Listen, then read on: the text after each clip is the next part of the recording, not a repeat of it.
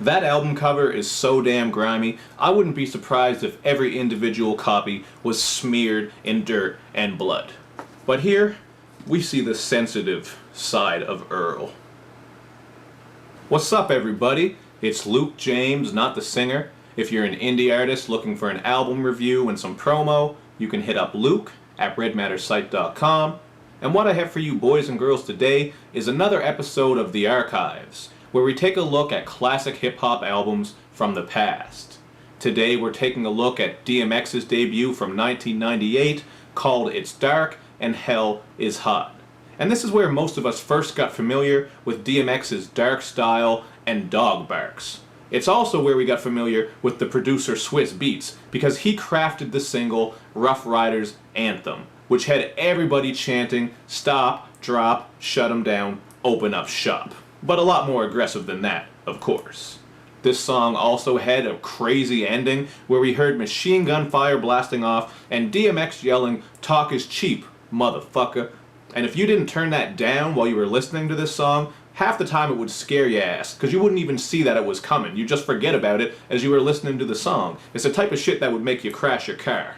Or embarrass you if you're in a carload of, say, your family, and they made it through Rough Riders Anthem, which was grimy enough, and then they got to hear machine gun fire and DMX screaming at the top of his lungs. The first DMX song that I actually heard, though, was Get At Me Dog. I remember seeing the video on Much Music, and I liked it because it was black and white, and the song itself was just incredibly grimy. It had DMX spitting some violent and aggressive bars in his gruff voice, and it also featured Chic Luch from The Lox on the hook. This track was produced by Dame Grease and PK, and these two did the majority of the production on this album. And you also might have noticed that Mace had a very similar beat, almost identical to this one, on his album Harlem World, for the song Will They Die For You. And maybe it's just me, but I always thought the song Fucking With D, which is also off It's Dark and Hell is Hot, sounds an awful lot like Get At Me Dog. Or it has a similar style to the production at least. Now what most of us really took from this album was the dark style and content happening throughout it.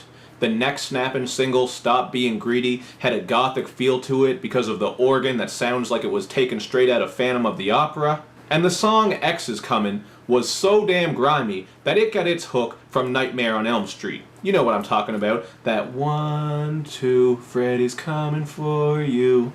But DMX also showed that he was great at telling a story on this album. On ATF, he was on the run from police, and on Crime Story, he does a robbery and then gets so paranoid that instead of having the police come find him, he goes to them at the precinct and blows the whole shit up with some C4. Because that's just what he wanted to do. And while pretty much this whole album is dark, aggressive, and violent, the dog did slow things down for the song How's It Going Down. This has actually always been one of my favorite songs on this album because I really like how he told the story of an affair that went wrong. And it also has a great video for it as well.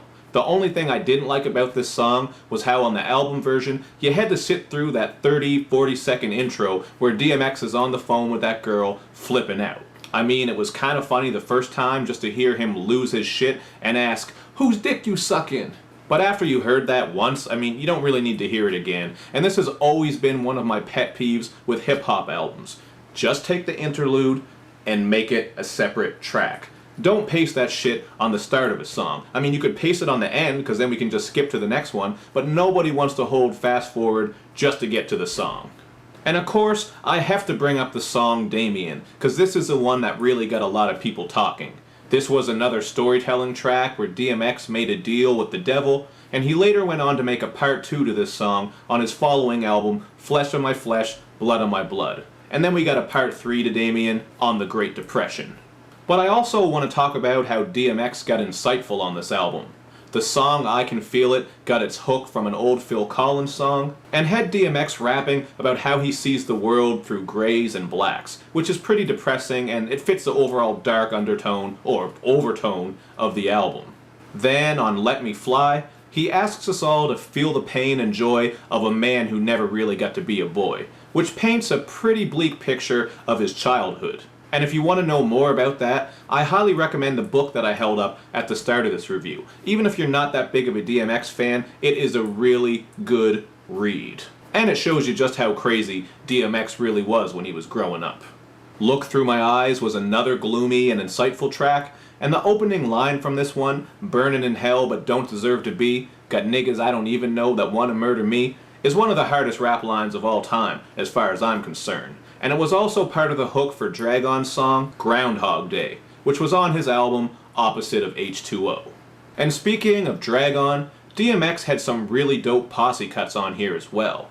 For My Dogs featured Dragon, Cannon, Loose, and Big Stan, but an even better posse cut on this album is Niggas Done Started Something.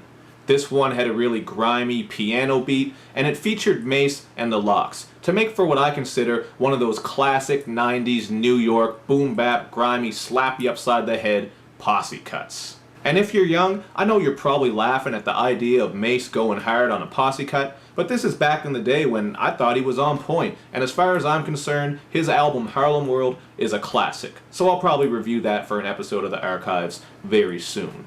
Now we also got some religious DMX on this album, with the prayer interlude and the Conversation with God track, The Convo, and if I'm being honest, religious DMX is personally the DMX that I like the least. But between his religious shit, getting insightful, dark, grimy, giving us a smoothed out track with How's It Going Down, telling all types of stories, and delivering some solid posse cuts, DMX really showed his versatility on this album, and proved that he wasn't just one-dimensional at all. But that's just what I thought about this one. If I missed anything important or there's something that you want to add, please do in the comment section. And make sure you do all that other good YouTube and social media stuff, where you like my videos, you share them, you follow me on Twitter, you retweet the videos, and you especially subscribe to my channel because we're so close to 5,000. Oh, I can almost taste it. Thank you for watching, everybody. I'll see you next time.